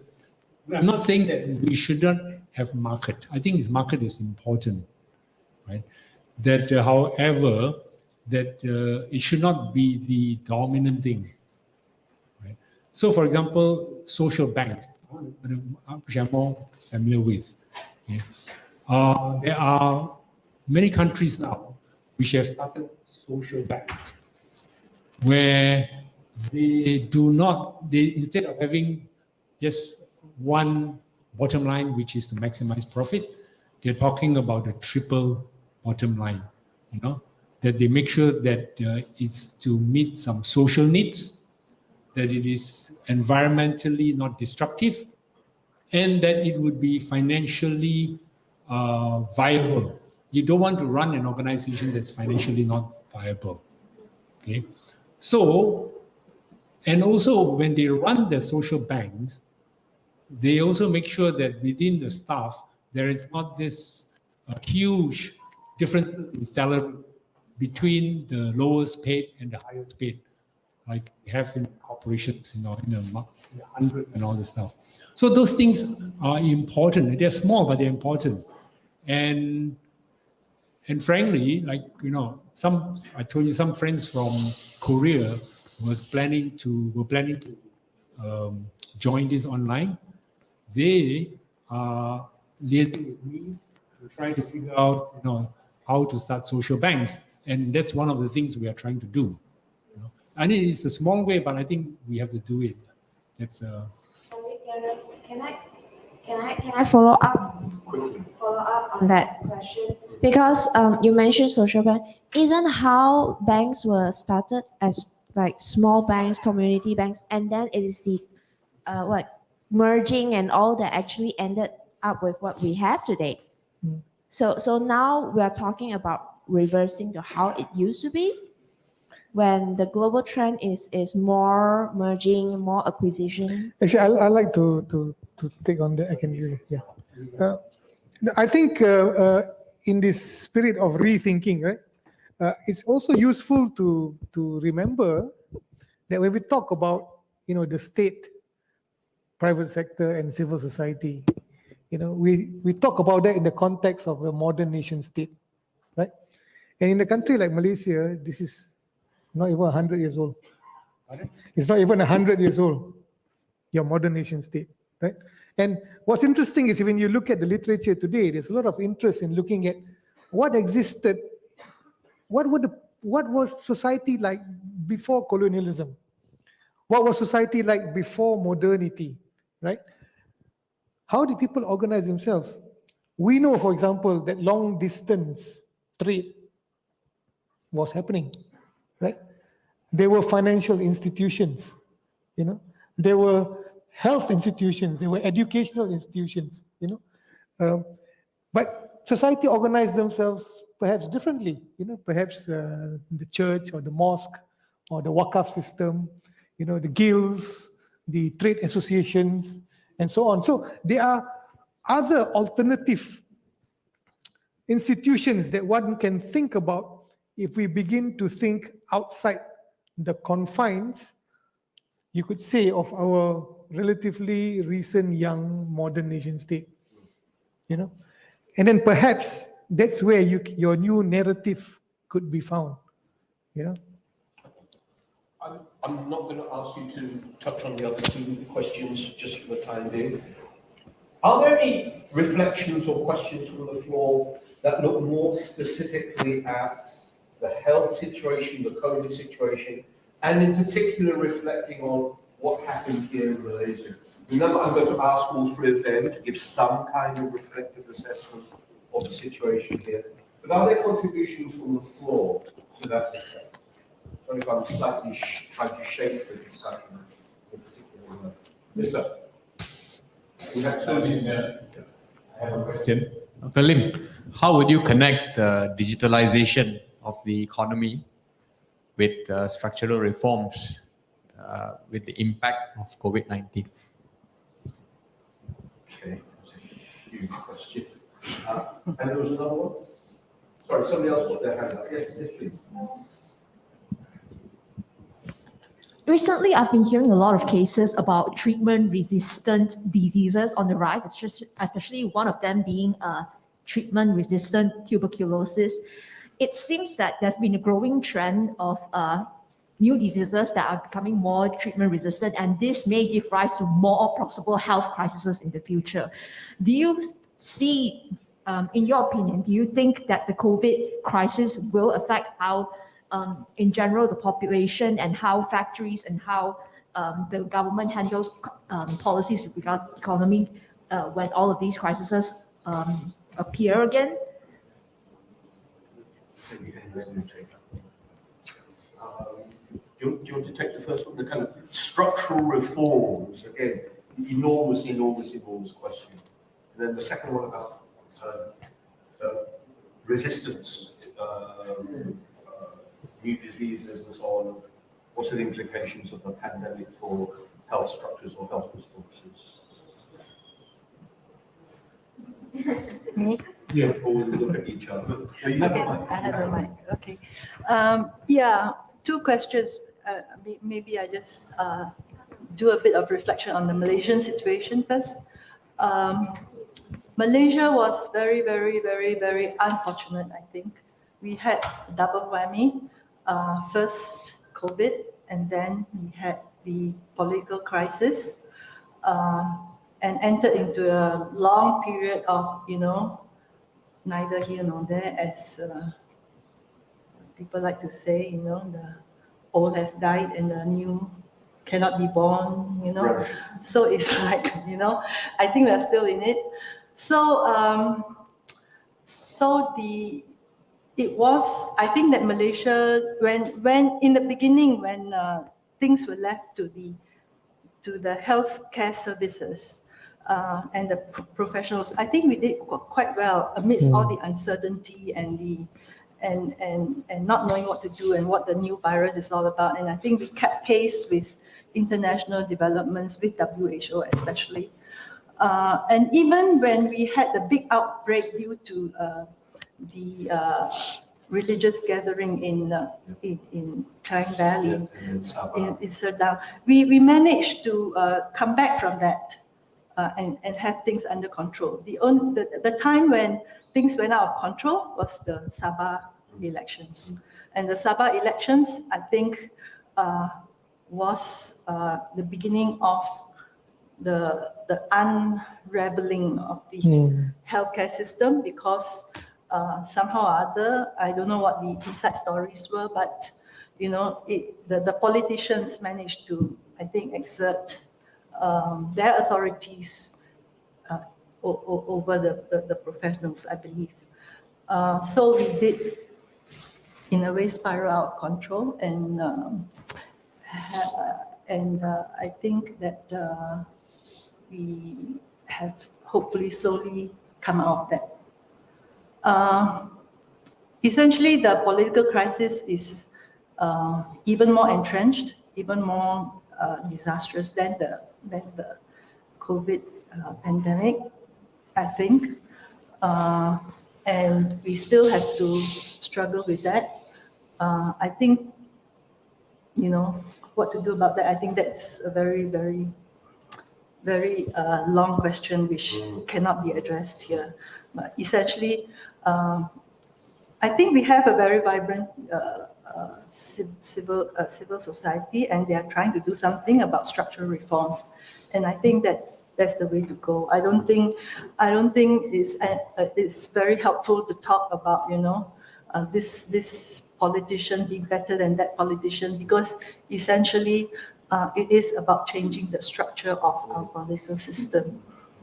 About whether about resistant, there are a lot of diseases or health conditions that are becoming, like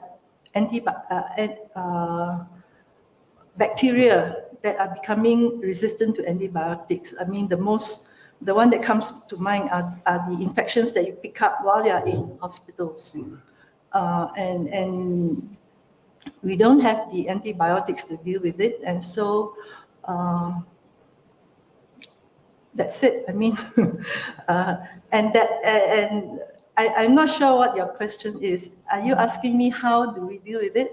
I suppose there is a large research network that tries to deal with it in the lab, at the level of the lab, to try to fight back in terms of looking for more different kinds of antibiotics for these bacteria and all that. But yeah, I guess what the book says is that the root cause of it is essentially environmental degradation, and so at the end of the day, we are just on a spiral, trying to address the new problems that arise, but we do not ask why they arise in the first place, and how is it? Of course, the big question is, how does one then address the basic problems? Sure, I wonder if I can respond. Sorry. This is about antimicrobial resistance, which is another pandemic. So multi-drug resistant tuberculosis that she's trying to mention is precisely that. And see, for instance, Tamiflu is partly resistant already, meaning all this problem comes because of either irrational use, misuse or abuse of, or misuse of these antibiotics. And we have come to a situation, we are in a very precarious situation in this country. So antimicrobial resistance is a very serious issue, and with injudicious use, that's the reason why this issue about anti-vaxxers, you know, I've got very intelligent people who are anti-vaxxers, but the real issue is these are the only way out, because this public health is about prevention, essentially, not about treatment. Treatment, of course, Paxlovid and all are being used. But the point what she's trying to say is, if you're not rational in your with your system, and if the healthcare system doesn't respond rationally, you will end up with a situation where you will not be able to control even this COVID as it is, and then newer versions will be coming. Yeah.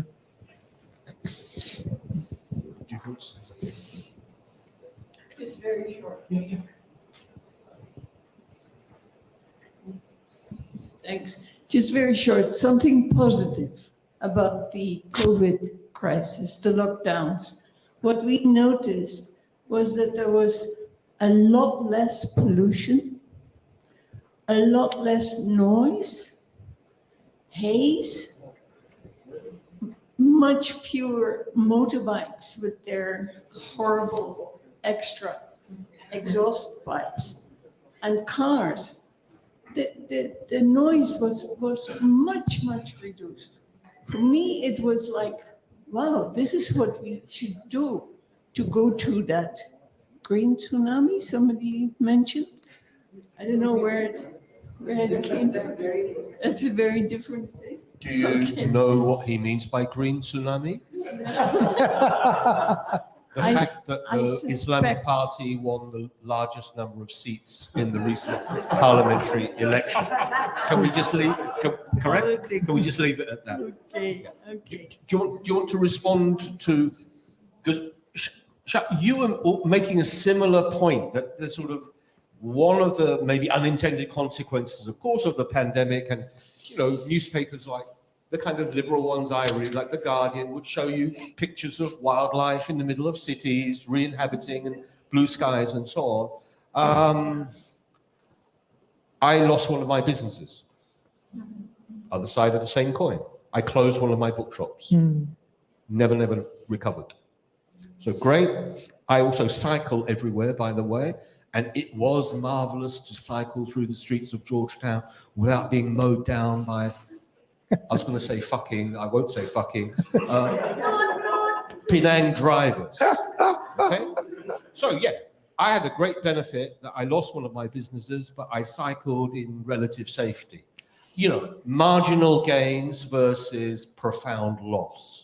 I would suggest to you as my response. But Shah, you were saying, you talked about there was community or global solidarities emerging out of this.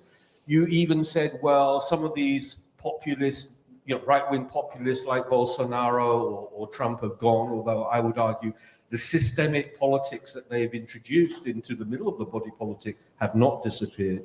But your reflections on how did we do here in Malaysia? Heng Leng's obviously pinpointed the particular trajectory over time. What are your own reflections about the Malaysian situation? Well, I would firstly agree that it demonstrated that we had a pretty good health care system. And in fact, if you look at the history of development in this country, you could say the unsung heroes are really those who have been working on public health. Your sanitation, hygiene, communicable disease, and how we were able to manage them very effectively. So we actually have probably a very good or reasonably good system.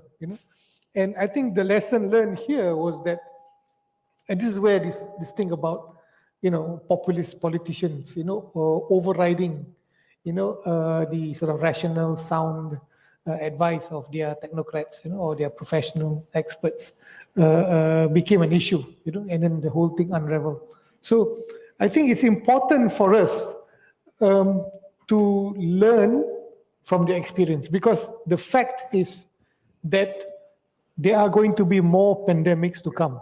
Dr. Jaya himself mentioned that, even certain diseases that are that we think is no longer a problem may come back to be a much bigger problem. So how do we deal with the new pandemics to come? What have we learned from this experience? What are we going to change, right, in the way we organize ourselves, how we prepare ourselves, how we begin to prioritize things. Coming back to one of the questions this lady asked earlier about changing the narrative. Well, at least in the business sector, what's interesting is people are beginning to talk about how supply chains that used to be organized along efficient lines, your just-in-time systems, right? Now people are beginning to think in terms of resilience, So how do you design, develop resilient supply chains? What does that mean, right? So what does resilience mean then for a country like Malaysia?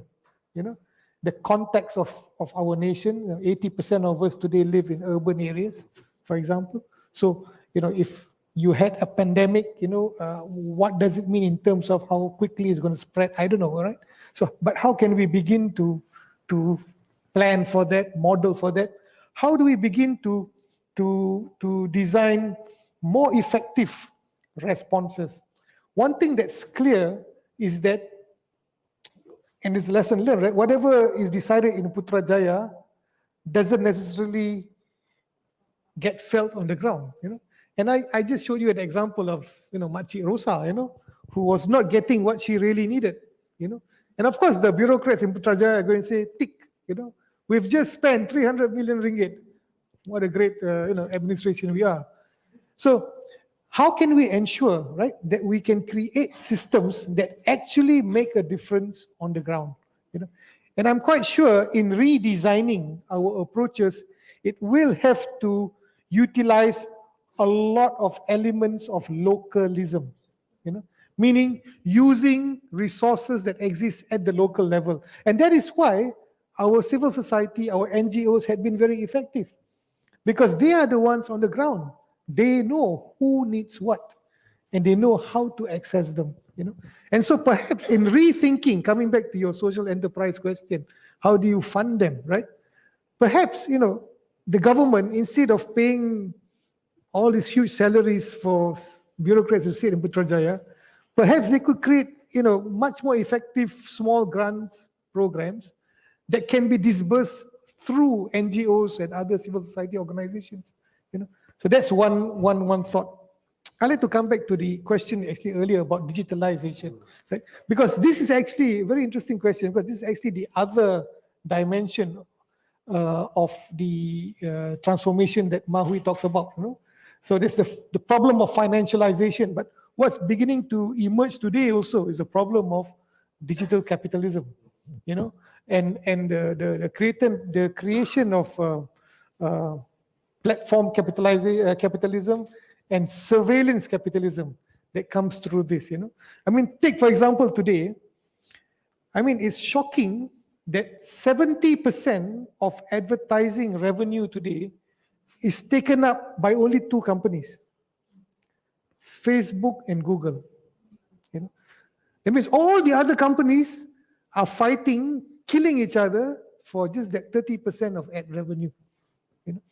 So what we are seeing today, and it's unprecedented, the concentration of economic power in companies because of the digital platformization is actually something that is of concern, And this really should be another area that we should be looking at. Yeah. I think that's missing actually in part of your analysis, this kind of new era of digital capitalism that Shah was talking about. Yeah, I completely agree that in fact the bigger monster that could take over, replace financial capitalism is the digitalized technological company, which is much more perverse, and AI and all that, where, they control us. They basically control our behavior, and this is something that is outside of my scope, and definitely it's true. And finally, I just want to react to Dr. Kong's point, the big picture. I think he raised this interesting question, whether the absence of big world wars is could be correlated to financial capitalism. I have to think more about it, but I don't think it is. But I think definitely the second one about rise of East Asia, right? I think you said Japan, Korea, right? Those countries, and including China, have risen quite fast technologically and progressed, but without the type of financialized capitalism that they have. So, in fact, the financialized capitalism caused the Asian financial crisis, and we were set back.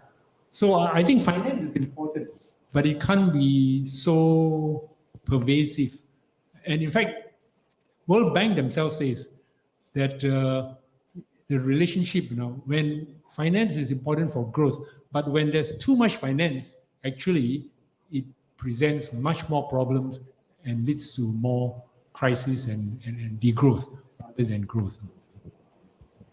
I think we're probably going to have to wind up. The time is pressing. Mahui, I have a skeptical, if not cynical, point to make. That after 2008 global financial crisis, there was a huge amount of socialism for the rich. Banks and other companies were bailed out because they were too big to fail. That was the narrative then.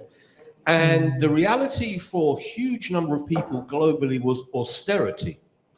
Austerity politics, not just in Europe or the West, but in many parts of the world, partly implemented also by IMF conditionality and World Bank World Bank policies, I have to say.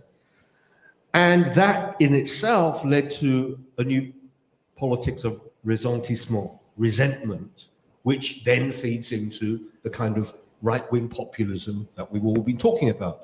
Now, it's not a very neat narrative or a neat picture, but I think there are relationships that go there, that austerity, rather than long-term fundamental reform. You talk to Jomo. Jomo was there in the heart of the system, in the United Nations, and the problems he had in convincing even the most minor ameliorations or mitigations of the, changing the global financial architecture. Now that was the outcome of 2008. So I'm very, very skeptical, to say the least, that the kind of positives that you spoke about, that we could all do things together, that one could actually equally have a narrative of the pandemic sowing division, health nationalism, vaccine nationalism, people competing.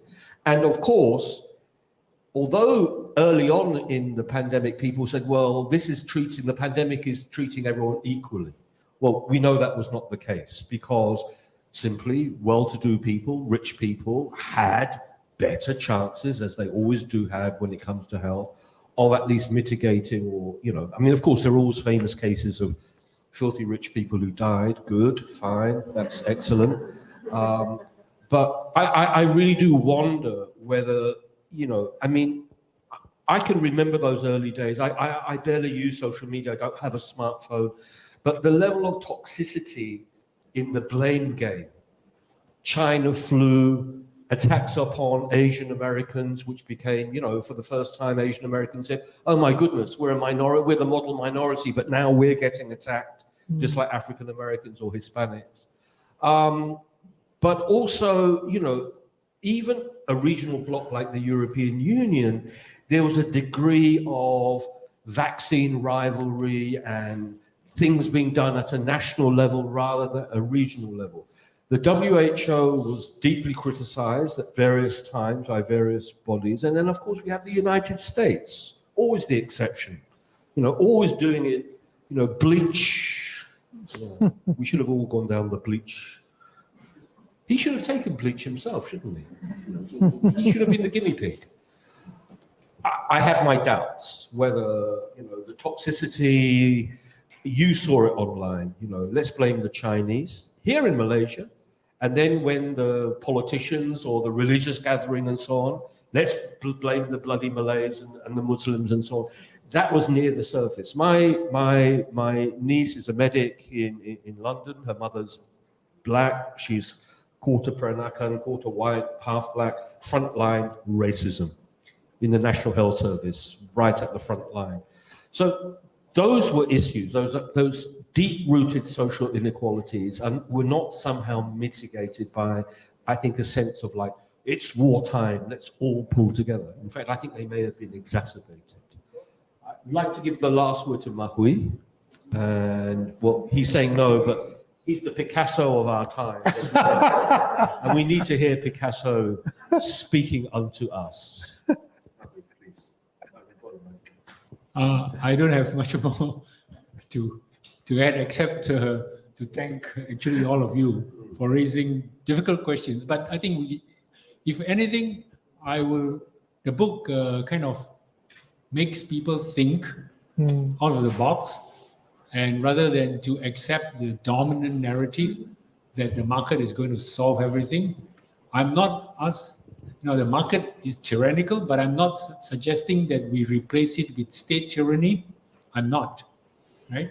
That I think it's important for the three actors, the market, the state, and the civil society, to come to grips with this problem.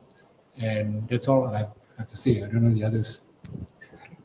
Yeah, and something that both Heng Leng and Shah said, accountability has to be there at the heart of this. And I actually think, Shah, that maybe, a revival of genuine accountability at local levels is something that is achievable, and it's something that certainly these two are deeply involved with, and so are you with your work with Think City. And I think that level of accountability, political accountability at the end of the day, is feasible, achievable, medium-term objective that could come out of this particular crisis that we've all experienced. So with that, I'd like to draw proceedings to a close. I'd like to thank you all once again for coming out on a cold Tuesday night.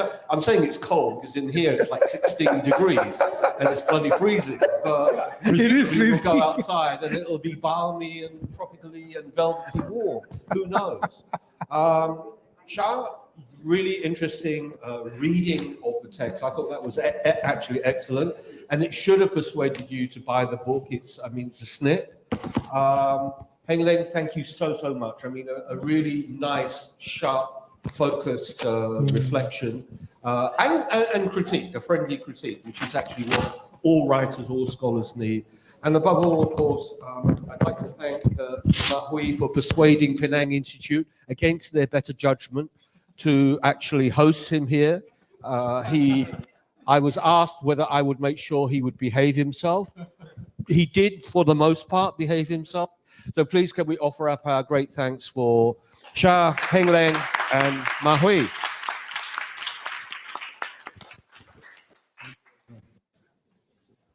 And we'll see you for another book launch.